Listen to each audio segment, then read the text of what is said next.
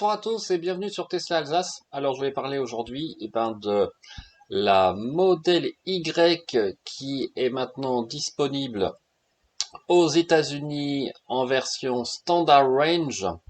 Donc ça fait une sacrée différence. On regarde ça tout de suite sur l'écran. Vous voyez que maintenant elle est disponible en propulsion au tarif de 42 000 $. Donc il y a 8 000 $ de différence avec la long range. Et ce qui est intéressant aussi, c'est que vous pouvez sélectionner l'intérieur en 7 places. Alors je vous montrerai après la disposition possible des 2 places supplémentaires. Donc si on rajoute les 3 000 $, et vous voyez que maintenant le FSD aux États-Unis c'est 10 000 $, c'est clair.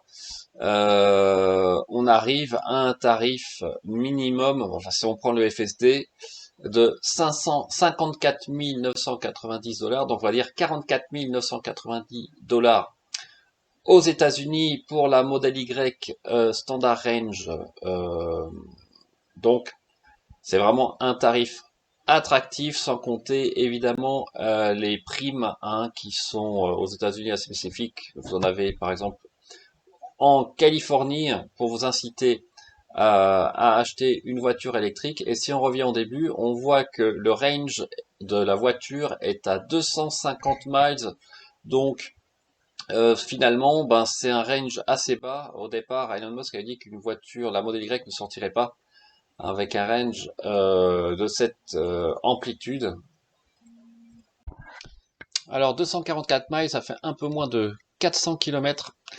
Donc évidemment, nous, ce qui nous intéresse, c'est quand est-ce que cette voiture sera disponible en Europe. Alors pour l'instant, quand on va sur le site de Tesla France, eh bien, on n'a pas encore disponible cette version. Le tarif de base pour la France est de 63 000 €. Ça fait une sacrée différence. Donc ça enlève 8 000, 9 000 €. On arrive à 55, 54 000 €. Donc voilà, on est quand même un tarif beaucoup plus élevé que le tarif américain, surtout que on n'a pas accès aux 7 000 € de bonus à ce tarif-là, et qui va descendre, je crois, à 6 000 € à partir du 1er juillet. Donc même la Model 3 Standard Range Plus n'a pas accès au bonus de 7 000 € malheureusement. Donc enfin quand même c'est intéressant, c'est une version à mon avis qui va avoir beaucoup de succès. On va voir si le prix en Europe va être attractif. En tout cas, oui, on peut parier sur un tarif autour de 54 000 €, 55 000 €. Et il faudra voir aussi l'autonomie WLTP, puisque là l'autonomie EPA est d'un peu moins de 400 km, donc ça risque d'être moins en WLTP, ce qui quand même risque d'être pas très favorable par rapport à la Model 3 Standard Range Plus. Donc peut-être que ça sera pas une Standard Range comme aux États-Unis qui sortira en Europe en tout.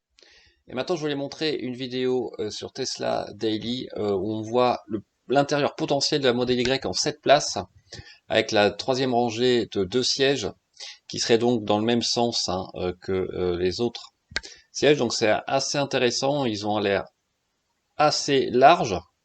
Ça, c'est le premier point.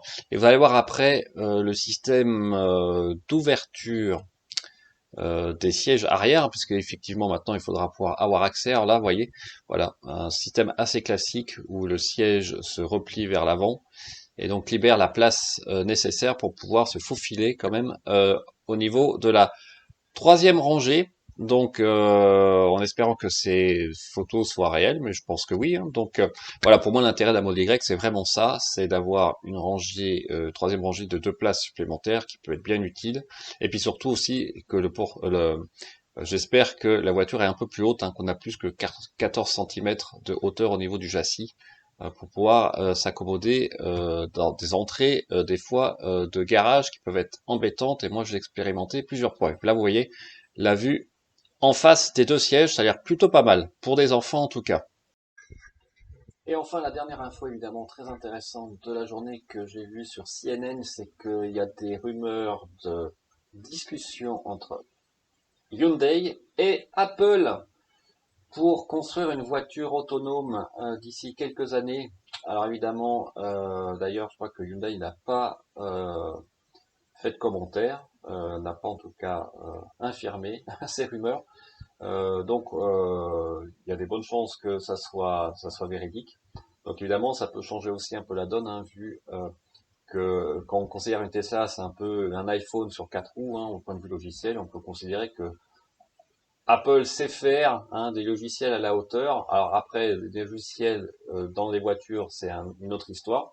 Mais quand on voit la dernière annonce aussi de la Ioniq qui va devenir une marque à part entière, et la dernière Ioniq, la 5, qui paraît très moderne, hein, en termes de style design, avec une autonomie d'environ peut-être 450 km en WLTP, une recharge jusqu'à 800 volts, euh, avec une charge bidirectionnelle en plus, ça montre aussi que Hyundai, voilà, est dans le coup, hein, au niveau voiture électrique, et qu'une association avec Apple, ben, peut faire complètement sens. Reste à voir quand est-ce que cette voiture sortirait. Et puis ce sera aussi dans la stratégie d'Apple, hein, de se concentrer surtout sur le logiciel. Et puis toute la partie hardware, enfin là c'est même la partie véhicule, serait sous-traitée d'une certaine façon à un autre constructeur. Et donc Apple n'aurait pas à se soucier, bah, de toute la production en tant que telle de la voiture, ni des batteries d'une certaine façon. Donc quand même à surveiller de très près, on voit que ça bouge, on voit aussi que les ventes de voitures électriques explosent en fin d'année 2020, et puis on voit aussi qu'en Norvège, je crois plus de 50% des ventes aujourd'hui sont des véhicules électriques. Beaucoup d'Allemands, des Audi e-tron en premier lieu, ensuite des Model 3, des Volkswagen ID3, ID4, bien probablement aussi. Donc on voit déjà que le changement de mentalité a commencé dans ces pays, mais bon, il y a beaucoup aussi d'incitation pour acheter une voiture électrique, des facilités en termes de roulage, on peut utiliser les voies de bus, je crois que même les péages sur autoroute sont à un tarif préférentiel, donc plus un réseau de 10 000 bornes, j'ai l'impression, donc ce réseau est très bien établi maintenant, en tout cas ça a l'air de tenir la route. Les Norvégiens auraient vraiment euh, tort de s'en priver, surtout si les ventes, les prix sont attractifs. Donc on verra comment ça va se développer en France dans les années qui viennent, notamment j'ai hâte de voir au niveau des charges rapides sur autoroute, à part celui de Tesla, voir comment tout ça va se développer en plus de Unity. Voilà, mais écoutez, sur ce, je vous souhaite un très bon vendredi soir, un très bon week-end, prenez bien soin de vous, et n'hésitez pas à vous abonner, laisser des commentaires ou utiliser mon lien de parrainage si le cœur vous en dit. Ciao, bye bye.